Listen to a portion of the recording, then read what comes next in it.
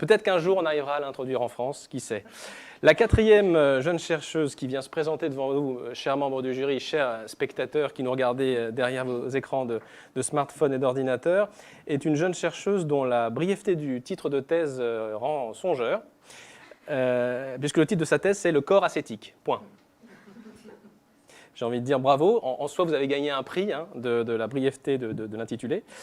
Plus sérieusement, elle nous vient de NSPSL. C'est une chercheuse qui est docteur. Elle a soutenu sa thèse. Et elle s'appelle Manhua Li. Mesdames et messieurs, je vous propose d'applaudir très fort et d'accueillir très fort notre quatrième candidate. Bonjour, Manhua Li. Voici un micro. Merci. Dès que vous êtes prête, nous vous écoutons. Connaissez-vous quelqu'un qui puisse renoncer au vin et qui ne mange pas à sa faim? Connaissez-vous quelqu'un qui dort sans maison et qui n'a rien qu'un manteau, qu'un bâton? C'est un mendiant, me direz-vous. Un STF? Un fou? Vous y êtes presque. C'est un philosophe.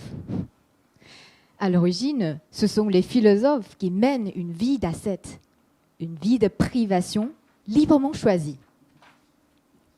Pour Sénèque ou Marc Aurèle, l'ascèse, c'est un exercice de soi. En mettant à l'épreuve son corps, on travaille l'esprit pour atteindre la vérité et le bonheur.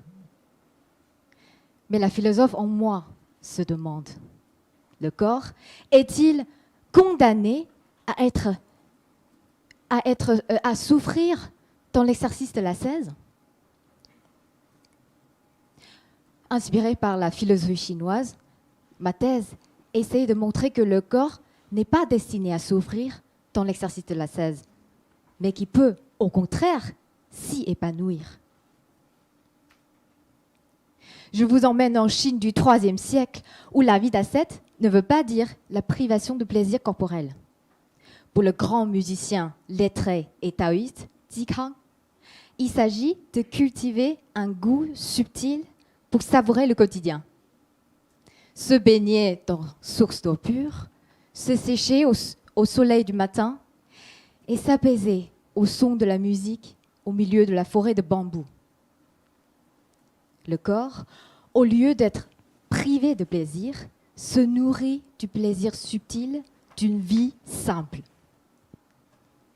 Zhikang croyait que cette gouvernance du corps lui permettrait de vivre au-delà de 100 ans. Sauf qu'à 39 ans, il s'est fait couper la tête par son prince. En effet, le corps ascétique du philosophe s'engage dans une manifestation non violente contre le pouvoir et les normes.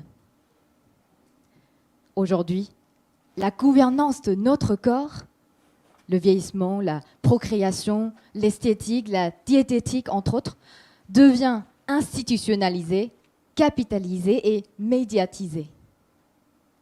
L'ascèse, jadis exercice de soi, devient un objet sociopolitique.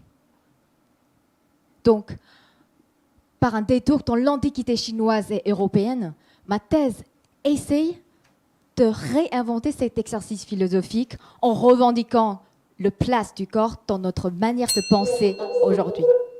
Merci.